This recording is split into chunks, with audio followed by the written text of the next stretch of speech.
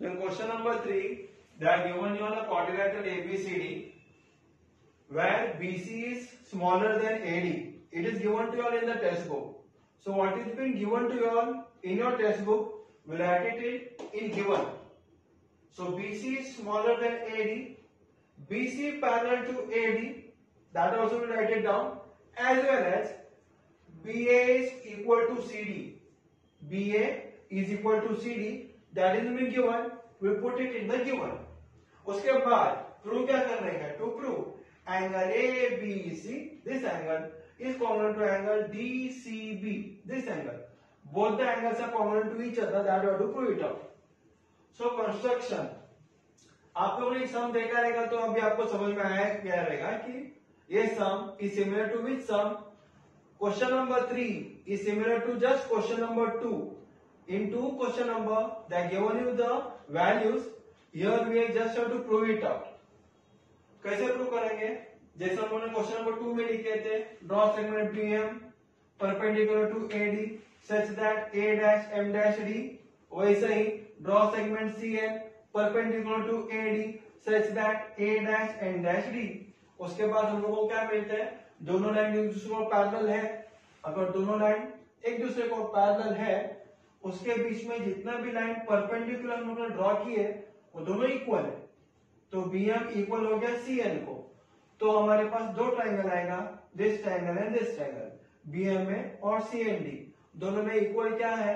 पहला लिखेंगे BA equal to CD, BM equal to CN, form 1. Angle both are equal, both are of 90 degree, both the triangle are congruent by hypotenuse side test. उसके बाद angle A is congruent to angle D, वो हम लोग लिखेंगे. उसके बाद वाला step, BC और AD एक दूसरे को पैरेलल है, AB ट्रांसवर्सल है, तो दोनों मिला के उसका मेजरमेंट होता है 180 डिग्री. यहाँ पे भी CD ट्रांसवर्सल है, angle C plus angle D मिलके होता है 180 डिग्री. 180 को हम लोग निकाल देंगे एंड A और D भी निकल जाएगा.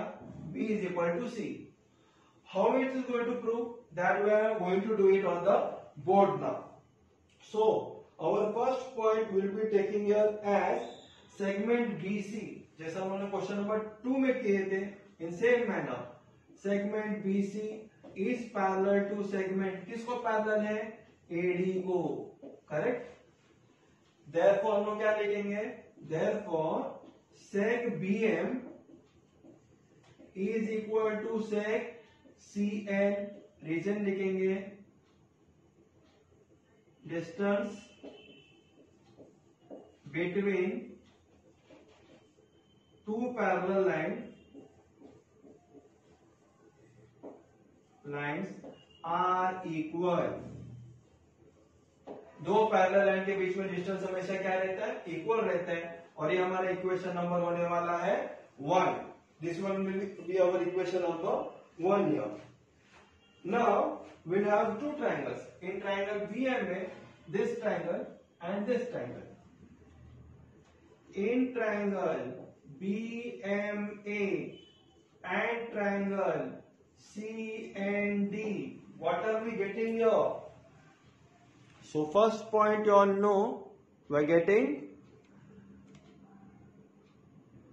if you see the diagram also, we'll write it down like this way कि angle BMA is equal to or congruent to angle CND. Reason देखेंगे कंस्ट्रक्शन. करेक्ट. क्योंकि हम लोगों ने ऊपर लिखा था BM परपेंडिकुलर टू AD, तो BMA का वैल्यू हो गया 90 degree. CN perpendicular to AD, तो CND का भी वैल्यू कितना होने वाला है? It is 90 degree. Correct. If you see the diagram, CND is also 90 degree, BMA is also 90 degree. So I written here construction. In construction we draw a perpendicular bisector. Now we write it down. Hypotenuse BA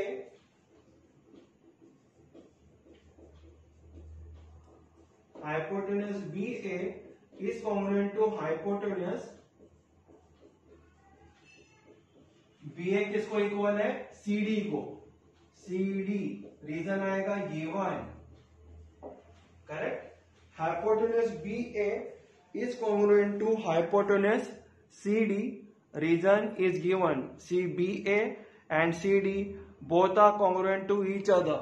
I made a two line, as well as you can see it in the given part also. Now our third point. Third point will be what? Segment BM is congruent to segment CN. Reason लिखेंगे from one, देखो ऊपर हमारे पास आया था ये, तो वही नीचे लिखेंगे segment BM is congruent to segment CN. Reason लिखेंगे from one number, correct? Therefore 3 point आ गया हमारे पास. सो जैसे 3 पॉइंट आते हैं वैसे हम लोग क्या लिखते हैं? टेस्ट लिखते हैं. So write it down. Therefore, triangle BMA is congruent to triangle CND by hypotenuse side test. एक बार जैसे टेस्ट लिखते हैं वैसे हम लोग क्या करेंगे? एंगल्स दोनों कॉन्ग्रुएंट है एक दूसरे को, वो लिखेंगे. Therefore, angle BAM is congruent to angle CDN.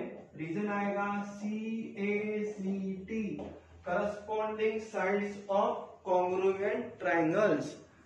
C. BMA is congruent to CND by hypotenuse side test. You can look at the diagram. BMA is congruent to CND by hypotenuse side test. Therefore, angle BAM is equal to angle CDN. Means BAM is equal to angle CDN. Reason we have written here as CACT. This is the reason we have written it here. So what I can do, instead of taking smaller side BAM, we can take a bigger side also. So angle, therefore angle BAD, M के जगह पे D लिख सकता हूं, is congruent to angle CDA. Reason क्या आएगा? तीनों point एक स्ट्रेट लाइन पे ही है, A dash M dash D and A dash N dash D, correct? It will be हमारा A dash M dash D and A dash N dash D, and this will be our equation number 2. यह हमारा होने वाला है equation number 2. You can see the diagram also. Instead of BAM, we have taken BAD.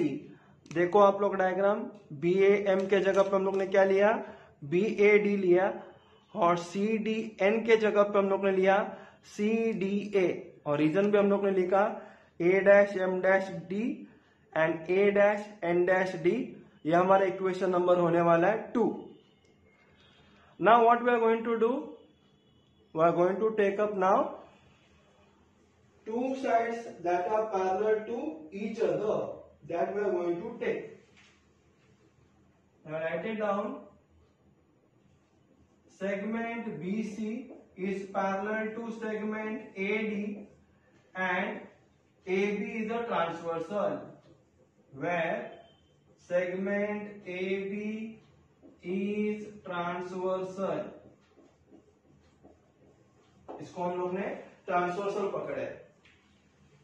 BC is parallel to AD and AB is a transversal. If you see the diagram, see BC I have taken here parallel to AD, और मैंने AB को transversal पकड़ा है, तो ये दोनों angle मिलके क्या हो जाएगा? These two angles, when I add it up, plus कर देते हैं दोनों एंगल को, तो इसका वैल्यू होता है 180 degree.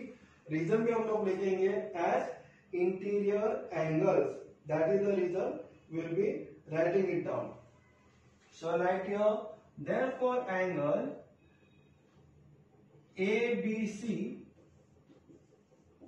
plus angle BAD is equal to 180 degree. Reason interior angle. Reason भी मैंने क्या लिखा? इंटीरियर एंगल करके, और इसको मैं इक्वेशन नंबर 3 पकड़ता हूं. That one will be my equation number 3 here. Correct? अभी मैं क्या करने वाला हूं, वापिस BC और AD को मैं पैरेलल लेता हूं और इस बार CD को ट्रांसवर्सल पकड़ता हूं, जैसा मैंने क्वेश्चन नंबर 2 में किया था. In the same manner, right your segment BC is parallel to segment AD and where segment CD is transversal. Correct? Where segment CD transversal. अगर CD transversal होता है तो फिर एंगल C और एंगल D मिलके भी कितना हो जाता है, 180 डिग्री. तो एंगल C का मतलब क्या लिखूंगा, angle BCD, angle BCD plus angle CDA, CDA is equal to 180 degree. Reason आएगा interior angle.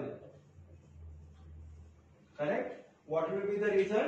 It will be interior angle. So what I have written here? Angle BCD plus angle CDA is equal to 180 degree. Reason will be our interior angle. ये हमारा equation number 4 हो गया. Interior angle, equation number 4. So equation number 3 में अगर आप देखेंगे और equation number 4 में अगर आप लोग देखेंगे तो राइट हैंड साइड में 180 कॉमन है. अगर राइट हैंड साइड इक्वल है तो लेफ्ट हैंड साइड भी एक दूसरे को इक्वल होता है, but natural. So write it down, therefore angle ABC plus angle BAD is equal to angle BCD plus angle CDA.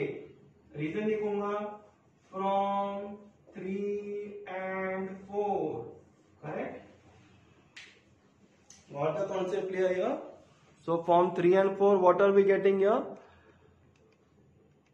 3 and 4 में अगर राइट हैंड साइड 180 डिग्री अगर इक्वल हो जाता है तो लेफ्ट हैंड साइड भी एक दूसरे को इक्वल है.